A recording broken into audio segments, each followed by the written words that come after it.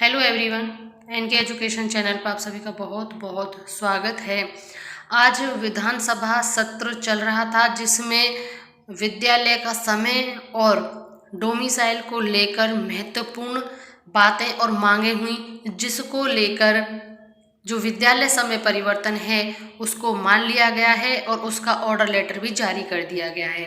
साथ में बात हुई थी डोमिसाइल नीति लागू कर 90% आरक्षण की मांग की गई है।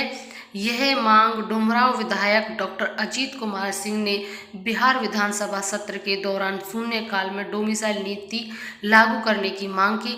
विधायक ने कहा कि राज्य में डोमिसाइल नीति लागू करते हुए राज्य के सभी सरकारी नौकरियों में 90% पद स्थानीय नागरिकों के लिए आरक्षित किया जाए। विधायक ने कहा कि बिहार जैसे राज्य जहां रोजगार के बहुत ज़्यादा साधन हैं, वहां डोमिसाइल लागू होना ही चाहिए।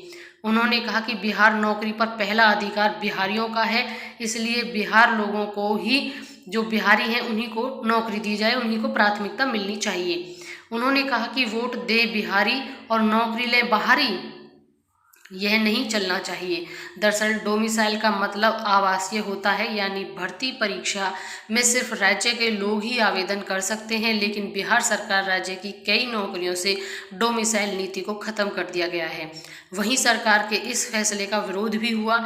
अभ्यर्थियों का भी आरोप है कि ऐसा करके बिहार के लाखों टीईटी, एसटीईटी उत्तीर्ण शिक्षित बेरोजगारों के भावनाओं के साथ खिलवाड़ करने का कार्य सरकार ने किया है। इसी के एवज में डुमरांव विधायक डॉक्टर अजीत सिंह ने विधानसभा सत्र के दौरान शून्यकाल में डोमिसाइल नीति लागू करने की मांग की है।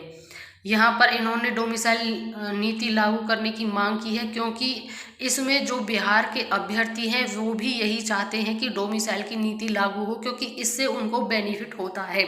क्योंकि जो जिस राज्य का है, एटलीस्ट हम भी इस बात को कहेंगे, उसको प्रायोरिटी मिलनी चाहिए। पहले नौकरी अपने राज्य के लोगों को मिलनी चाहिए। लेकिन इस पर सरकार क्या फैसला लेगी क्या नहीं लगता नहीं है। भले ही आरक्षण की मांग है, डोमिसाइल नीति लागू करने की बातें हो रही हैं, सभी कह रहे हैं, अभ्यर्थी भी कहते हैं, पक्ष विपक्ष ये सभी बातें चलती रहेंगी। लेकिन जो सरकार का जो हमें नीतिगत मामला लग रहा है और जो उनकी नीति है जिस प्रकार से, उसे देखकर साफ और स्पष्ट है कि डोमिसाइल नीति लागू तो नहीं होगी। क्योंकि अगर उनको डोमिसाइल नीति लागू करनी होती तो इससे पहले TRE 1 और TRE 2 संपन्न हो चुके हैं। अगर वो अब TRE 3 में ऐसा करते हैं तो TRE 1 और TRE 2 हो सकता है कोई ऐसा फिर केस फंसे, फिर विरोध हो। तो इसलिए जो पहले दो इतनी बड़ी बड़ी भर्तियां इसे बिना लागू करे चल गई, तो TRE 3 में ऐसा संभव नहीं लगता।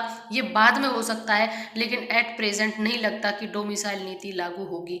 अगर फिर भी कोई डोमिसाइल नीति लागू होने की बात होती है तो हम आपको ज़रूर बताएंगे। और साथ ही जो BPSC TRE 3 है, उस TRE 3 में सब जो फॉर्म भरे जा रहे हैं उसकी लेट फीस के साथ 25 फरवरी लास्ट डेट है, लेकिन उसको बढ़ाए जाने की मांग हो रही है और वह बढ़ भी जाएगी डेट। उसके जो हमारे पास इन्फॉर्मेशन आई है उसमें यही है कि जो डेट है वह बढ़ जाएगी। अब परीक्षा कब तक होगी कब तक नहीं होगी उसके बारे में भी हम शीघ्र आपको बताएंगे।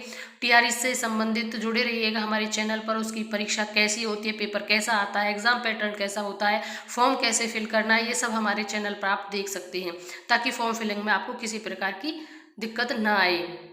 तो बने रहिएगा हमारे चैनल के साथ।